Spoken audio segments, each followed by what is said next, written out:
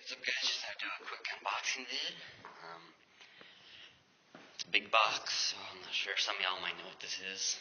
I've told a few people, but not a whole lot, so let's just take a peek under here, shall we? And pull this thing off. A lot of y'all that are in the cars probably know what this means when you get a big box like this. And got me a new engine.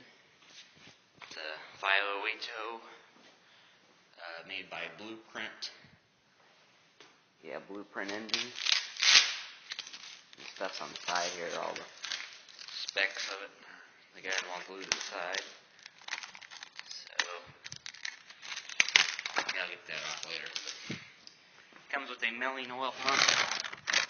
You can see right here, Melling oil pump.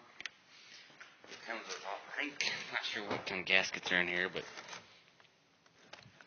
they're, doesn't even say on the box, but these are gaskets. They look like valve cover and probably intake or oil pan gaskets, but it's got a double roller timing chain and the other goodies on. So yeah, I'll make some more bids when I get it on the stand and get the valve covers on. So yeah, I guess I'll talk to you later.